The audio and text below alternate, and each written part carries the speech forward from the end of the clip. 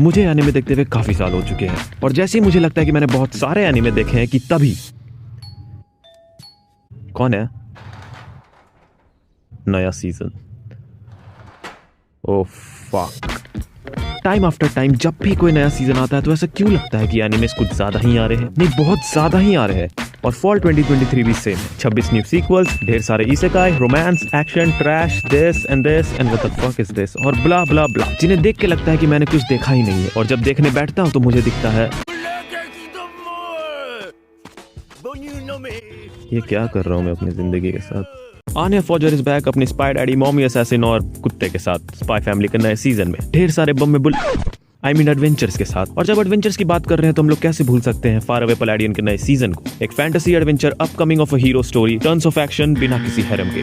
I repeat, बिना किसी harem के। आई रिपीट, भर भर के हैरम के साथ लौट आया है एमिनेंस इन शैडो, जिसपे कहने के लिए तो पेज भर के चीजें लिखी है मैंने, जिसको अनइलैबोरेटेड, कॉम्प्रिहेंसिव और समरी में बोले तो I need more money. Yes guys, he is back. Goblin Slayer is back. Goblins का नरसंहार करने के लिए और साथ ही वापस आ चुका है Tokyo Revengers with the rise of Takemichi. कैसे एक bottom tier punching bag top tier punching bag बन गया। बट हे, ताकेमिची के साथ एक और चीज राइज कर रही है और मैं छोटे दानव की बात नहीं कर रहा हूँ, जस्ट इन केस बताना पड़ता है, जमाना खराब चल रहा है। मैं बात कर रहा हूँ the rise of the shield hero season 3 की। एक मिनट, सीजन 3 2 कब आया? Rise of the shield hero season 1 जब आया था तो काफी पॉपुलर हुआ था। इनफैक्ट मैंने खुद इसका एक दिन में पूरा सीजन खत्म कर दिया था और फिर इसका सीजन 2 कब आया कब चला गया मुझे पता भी नहीं लगा। टू बी मोर प्रिसाइज, मैं भूल भी गया ये एग्जिस्ट करता था। और अब मेरे घर के दरवाजे पर इसका सीजन 3 एक हाथ में चाकू लेकर मुस्कुराते हुए नॉक कर रहा है। चलो पिछले वाला का तो एग्जिस्टेंस भूल गया था, पर इसको तो एग्जिस्ट ही नहीं करना चाहिए था। किजुना एले का नया सीजन। मुझे बस एक बार बता दो कौन है ये महापुरुष जिसके घर में जाकर के मुझे रात को चिंता करनी है उसकी, ताकि ऐसी दुर्घटना दोबारा ना दोहराई जा सके। अब दिमाग गर्म हो चुका है तो ठंडा कर लेते हैं रिटर्निंग हैरम एनिमेस के साथ। स्ट्रेट गाय जो अपनी गर्लफ्रेंड के साथ ऑफिशियली डबल टमिंग कर रहा है, एक और लड़की को बैक सीट में बैठा करके लौट आया है, एक और लड़की को बैक सीट में बैठा करके। लेकिन अगर तुम्हें रिवर्स हैरम पसंद है तो saint's magic power is omnipotent का भी नया सीजन एयर हो रहा है। And then we have Ragna Crimson, एक story about Ragna and Crimson, more specifically Crimson. Astolfo के बाद एक लौटा बंदा जिसने मुझे मेरी सेक्सुअल प्रेफरेंस पर सवाल उठाने पर मजबूर कर दिया। I mean light mode dark mode की तरह ये बंदा जेंडर स्विच कर रहा है। इसकी स्टोरी है अबाउट ड्रैगन्स को मारने की, oh sorry wrong word, dragons का नरसंहार करने की। That means a genocide, जिसके हर एपिसोड का एवरेज ड्यूरेशन 24 मिनट का है पर सिर्फ 5 मिनट में खत्म हो जाता है।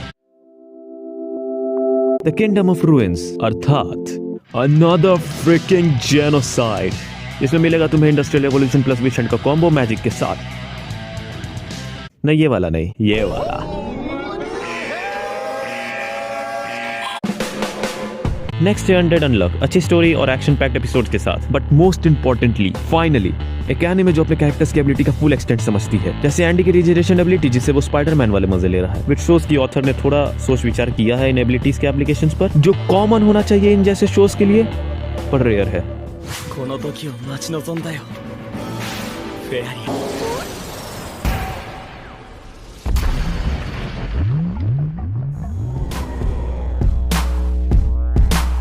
शंग्रीला फ्रंटियर एक और ज़ॉर्ड आर्ट ऑनलाइन कॉपी नहीं है, क्योंकि ना इसमें पीपल डाई वेन देयर किल वाली नौटंकी है, ना कोई मैड साइंटिस्ट जो सच में मैड है, और ना ही कोई sweet home Alabama special step sister edition वाला कांड है। और ये फिर भी एंजॉयबल है, कमाल की एनिमेशन, अच्छे फाइट्स और ठीक ठाक स्टोरी के साथ। And just like the previous one, berserk of gluttony भी एक सुपर ओरिजिनल एनिमे है इस सीजन, जहां पर हमारा प्रोटैगनिस्ट दूसरों के चाटने वाले से खुद का चटवाने वाला बन जाता है। ओके ये थोड़ा वियर्ड साउंड कर रहा है। एनीवेज, पर अगर ये तुम्हें कहीं से सुना सुना लग रहा है तो समझ लो इतना चलता है। एमसी के पास है काला बाल, काला आंख, काला कपड़ा, काला तलवार, और हाँ इतना चलता है। एमसी के पास से बोलने वाला तलवार और ग्लटनी स्किल, एंड अगेन इतना चलता है।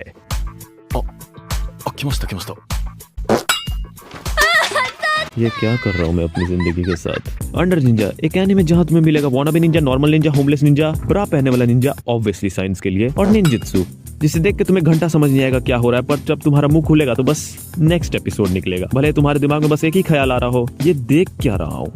नहीं सीरियसली क्या देख रहा हूँ मैं? कामी एराबी, वो एनिमे जिससे मुझे बहुत उम्मीद थी कि वो फाइनली एग्जाम को हरा देगा, पर इसमें वो श्रापित चीज थी जो मैंने सोचा भी नहीं था। एफर्ट, मेहनत। My day is ruined and my disappointment is immeasurable। पर ये फिर भी बेकार था, तो mission failed successfully I guess. अगला returners magic should be special, जिसे स्पेशल शब्दों में कहें तो मैं हीरो हूं पर मैं मर गया, पर तभी समय का पहिया पीछे घूमने लगा और मैं अपने स्कूल जाने वाले दिनों में वापस चला गया, और इसलिए अब मैं ताकतवर बनूंगा, पैसे कमाऊंगा, लौंडिया पताऊंगा और आखिर में अपने साथियों के साथ उस ड्रैगन की उसके उसे दूंगा और फिर हैप्पी आउटकम के साथ दी एंड।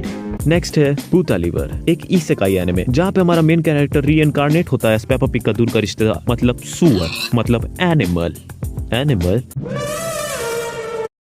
वैसे तो मैं इस एनिमे का मजाक उड़ाने के लिए इसे देख रहा था, पर इस सुअर ने मेरा मजाक उड़ा दिया। मतलब कैसे इसके पास सुअर होकर भी वाइफ और मेरे पास बस सिंगल बाय चॉइस वाला स्टेटस। सुअर वाली नौटंकी असाइड, इसकी स्टोरी एक्चुअली में डिसेंट है, ढेर सारी मिस्ट्रीज के साथ। और मिस्ट्री की बात कर ही रहे हैं, then let's talk about Mikito darling, एक मिस्ट्री से भरा एनिमे, मिस्ट्री से भरे ट्विंस के साथ, जिनका दिमाग और बॉडी कैसे काम करता है वो भी मिस्ट्री है, जिनका लक्ष्य सिर्फ एक है, अपने माँ के हत्यारे को खोजना, जो कौन है?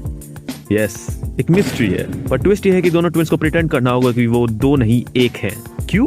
इसका जवाब एक मिस्ट्री है। अगला है अपोथेक्रेसी डायरीज, जिसमें से मुझे अपोथेक्रेसी का मतलब तो नहीं पता, पर उन सैकड़ों अपोथेक्रेसी नाम वाले महानवास जरूर पता है, जिन्हें याद करते हुए अच्छे को पीटीएसडी आ जाता है। एनीवेज, इसमें तुम्हें मिलेगा फाइनली एक डिसेंट फीमेल लीड जो स्ट्रेट अप यूजेस या गर्ल बॉस नहीं है, जिसका पूरे एनिमे में बस फैन सर्विस देना नहीं बल्कि दिमाग लगा के मिस्ट्री सॉल्व करना है। ये एक मिस्ट्री एनिमे है set in ancient China.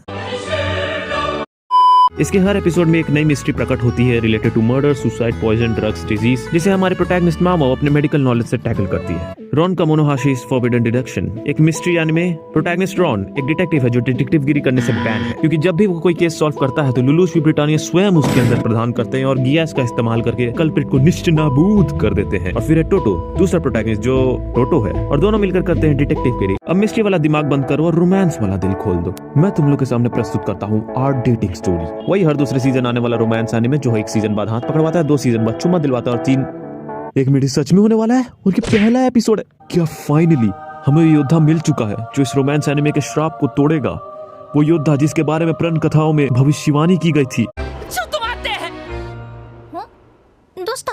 Okay never mind, but हे तुम कह सकते हो ये होरिमिया जैसा है। ओके नेवर माइंड, ये होरिमिया जैसा भी नहीं है, ये कुछ और ही है। खैर छोड़ो, अब चलो नारियों की संख्या बढ़ाते हैं और हैरम एनिमेस की तरफ आते हैं। Demon Lord of Excalibur academy, एक हैरम एनिमे जिसमें तुम अपना दिमाग बंद करके गर्ल्स को देख सको। और जिसने भी इसका लाइट नॉवल के इलस्ट्रेशंस किए हैं, man he deserves a race. इस एनिमे में तुम्हें सब कुछ मिलेगा, बॉम्बास्टिक मेड, बीजिंग ओनेसा, gacha addict samurai, white hair vampire, but let's talk about Rigelia Ray क्रिस्टेलिया।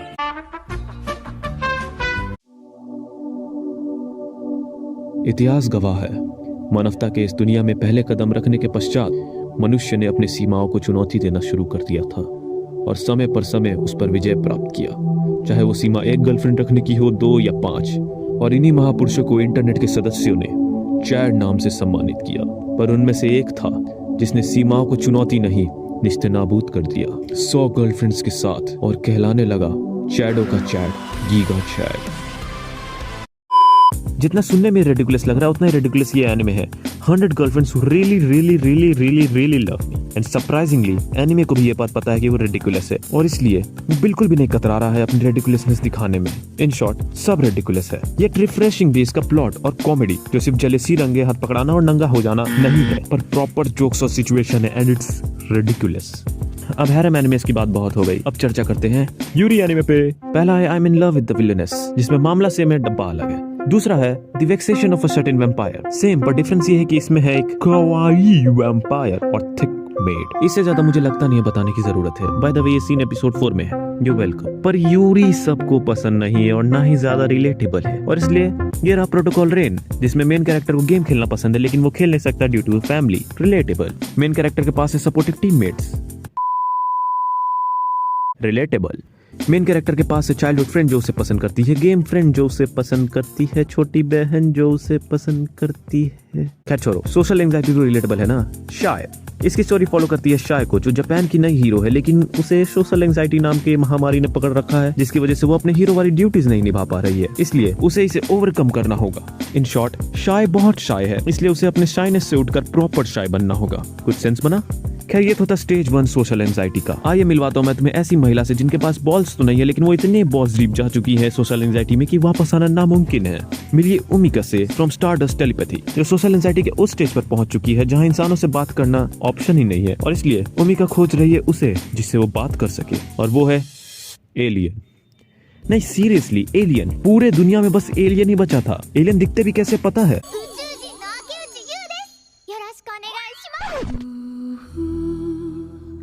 Hello guys, मेरा नाम डिस्क्रिप्टर है और अभी साल 2035 चल रहा है और आज मैं अंतरिक्ष में जा रहा हूँ ताकि मैं उसे खोज पाऊँ जो मुझे पृथ्वी पे नहीं मिला, वाइफू।